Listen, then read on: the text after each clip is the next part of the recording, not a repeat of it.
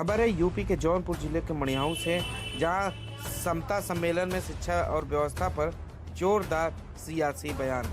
बता दें, आयोजित मंडली समता सम्मेलन में सिराथू की विधायक डॉक्टर परवी पटेल ने शिक्षा में समानता यानी एक्टिविटी पर जोर दिया। उन्होंने कहा कि हर वर्ग, चाहे वह आर्थिक रूप से कमजोर हो, पिछड़ा हो या किसी भी क्षेत्र से आता हो, उसे बराबर अवसर मिलना चाहिए। साफ कहा कि अगर शिक्षा में संतुलन बिगड़ता है तो आने वाली पीढ़ियों में सपनों पर सीधा असर पड़ेगा, इसीलिए यह लड़ाई बेहद जरूरी है। इसके साथ ही उन्होंने विश्वविद्यालय के अनुदान आयोग यूजीसी की नीतियों और कार्य प्रणाली पर बड़ा सवाल उठाए।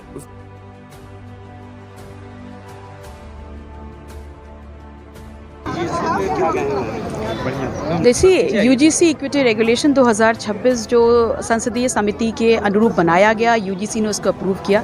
उसको जिस वक्त इस देश में लागू किया गया, सबसे पहले बहुत मुख्य उद्देश्य हो जाता है कि आधार क्या था। आधार ये था कि जो जातिगत शोषण उच्च शिक्षा संस्थानों में होता है वंचित समाज के लड़के लड़कियों का, जो अपना सपना संजो करके अपने भविष्य के लिए जाते हैं, कहीं ना कहीं जातिगत भेदभाव से वो मानसिक प्रताड़ना होती है, उस शोषण को रोकने के लिए एक सकारात्मक कदम था।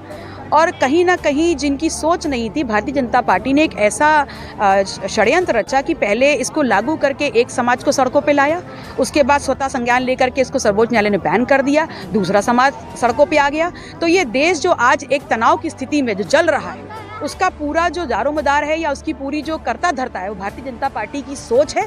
वो चाहते ही नहीं है इस देश में जो पिछड़ा है, जो दलित है, जो आदिवासी है, जो अनुसूचित समाज है, उसके हक और अधिकारों को सुरक्षित किया जाए।